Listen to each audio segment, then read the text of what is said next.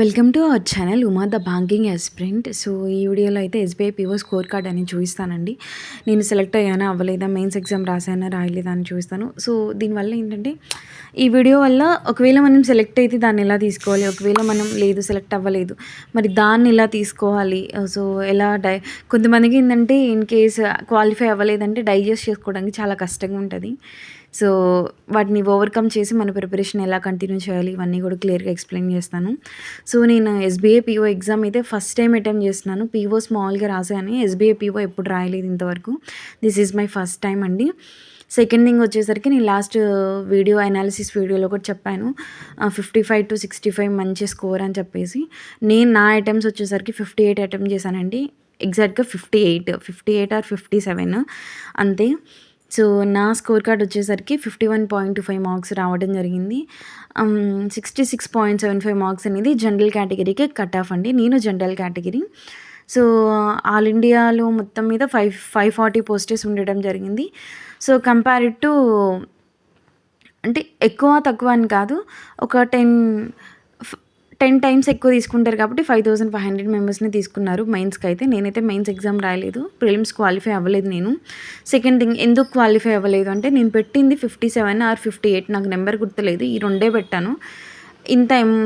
ఇన్ని మార్క్స్కి పెట్టాను. సో దాంతో కంపేర్ చేసుకుంటే నేను కొంచెం యాక్యురసీ మెయింటైన్ చేశాను అనిపించింది నాకు. ఎందుకంటే పాజిటివ్లో నెగిటివ్ మార్కింగ్ పోగా నాకు 51.25 మార్క్ వచ్చింది. ఇంకొకటి వచ్చేసరికి నేను అప్పటికి ఐబీపీఎస్ పీఓ, ఆర్ఆర్బీ పీఓ అప్పటికి ఓన్ ప్రిపరేషన్, సెల్ఫ్ ప్రిపరేషన్లోనే ఉన్నాను. తర్వాత నేను యాక్చువల్లీ ప్రిపరేషన్ అనేది స్టార్ట్ చేయడం జరిగింది. ఈ ఎగ్జామ్ ఒకసారి అటెంప్ట్ చేద్దాము, అసలు ఎట్లుంటుంది ఏంటి అన్నట్టుగా చూశాను. సో పర్లేదు, ఇంకొంచెం కష్టపడినట్లయితే అయిపోతుందేమో అన్న ఫీలింగ్ అయితే వచ్చింది. డిసప్పాయింట్ అయితే ఏం లేదండి. ఎందుకంటే నేను పర్టికులర్గా ఇది క్రాక్ చేద్దామని వెళ్ళలేదు. నేను కంపల్సరీగా ఎగ్జామ్ రాయాలి, నా స్కోర్ కార్డ్ ఎంత వచ్చిందో చూసుకోవాలి అన్నట్టుగా రాశాను. I was not disappointing. Actually ఇంకేంటంటే ఇంకొంచెం బాగా ప్రిపేర్ అవుదాం ఏ ఎగ్జామ్కైనా, కాన్సన్ట్రేట్ చేయకపోతేనే ఇట్లుంది, చేస్తే ఇంకొంచెం బాగుంటుందని. ఇంకోటి ఏంటంటే ఎవరైనా సెలెక్ట్ అవ్వలేదు అనుకో ఫస్ట్ టైం కానీ సెకండ్ టైం కానీ, ఎప్పుడైనా రాసి మామూలుగా ఎగ్జామ్స్ సపోజ్ ఎవరైనా ఒకవేళ ఇన్ కేస్ ఏదైనా ఎగ్జామ్ రాసి ఫస్ట్ టైం రాయటం ప్రిలిమ్స్ కానీ మెయిన్స్ కానీ సెలెక్ట్ అవ్వలేదు అనుకో, మ్యాక్సిమం మనం బాధపడతాం, అయ్యో అవ్వలేదే ఏంటి. ఇంకోటి ఏంటంటే మీరు సిలబస్ మొత్తం కంప్లీట్ అయిందా లేదా అనేది చూసుకోండి. ఇంకోటి మనం క్వాలిఫై అవ్వకపోతే అవుట్ ఆఫ్ ద రేస్ అయ్యాము అంటే దాని నుంచి కొన్ని నేర్చుకోవాలి. మనం వాటిని ఓవర్కమ్ చేయగలిగితే మనం కంపల్సరీగా ఏ ఎగ్జామ్లో అయినా సెలెక్ట్ అవుతాం.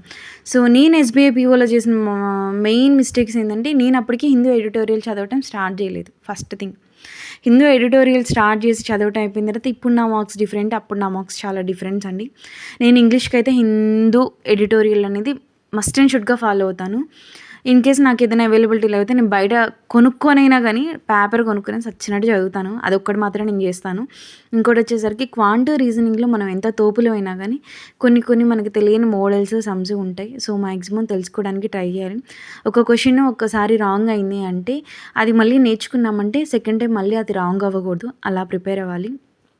అండ్ థర్డ్ థింగ్ వచ్చేసరికి మీరు ఒకవేళ ఇన్ కేస్ క్వాలిఫై అవ్వలేదు, చాలా ఫీల్ అవుతున్నారు, చాలా లోగా ఉంది అనుకున్నారనుకో, మీరు అక్కడే ఆగిపోతారు. లేదు నేను ఈ ఫెయిల్యూర్ నుంచి నేను కొన్ని నేర్చుకున్నాను, నేను ఓవర్కమ్ చేస్తాను, నెక్స్ట్ ఎగ్జామ్లో నా బెస్ట్ పర్ఫార్మెన్స్ ఇస్తాను అనుకున్నట్లయితే మీరు కొంచెం ఇంప్రూవ్ అవుతారు. సెకండ్ థింగ్ ఏంటంటే మీలో కొంచెం పాజిటివ్ ఎనర్జీ, పాజిటివ్ వైబ్స్ అనేది వస్తాయి. సో బెటర్ టు ఒకవేళ మనకి జరిగింది నెగిటివ్ ఓరియంటెడ్ అయినా కానీ మనం పాజిటివ్గా తీసుకుంటే results will be very good అండి. ఓకేనా? సో ఎగ్జామ్ ఎలాగో అయిపోయింది. సో నెక్స్ట్ వచ్చే ఎగ్జామ్స్కి బాగా ప్రిపేర్ అవుతాము. సో నేనైతే ఇలాగే అనుకుంటాను. ఏదైనా ఎగ్జామ్లో ఒకవేళ ఇన్ కేస్ ఏదైనా సెలెక్ట్ అవ్వకపోతే సో మీరేమనుకుంటున్నారు నేను చెప్పిన దాన్ని బట్టి అనేది కుదిరితే కామెంట్ చేయండి. ఫస్ట్ టైం ఎవరైనా ఛానల్ చూస్తుంటే మాత్రం మీకు నచ్చితే మాత్రం మన ఛానల్ని సబ్స్క్రైబ్ చేసుకోండి. అలాగే వీడియోని కుదిరితే షేర్ చేయడానికి మీ ఫ్రెండ్స్కి షేర్ చేయండి, వాళ్ళకి యూస్ అయ్యే ఛాన్సెస్ అయితే ఎక్కువ ఉంటాయి. So thank you so much guys, thanks for the support.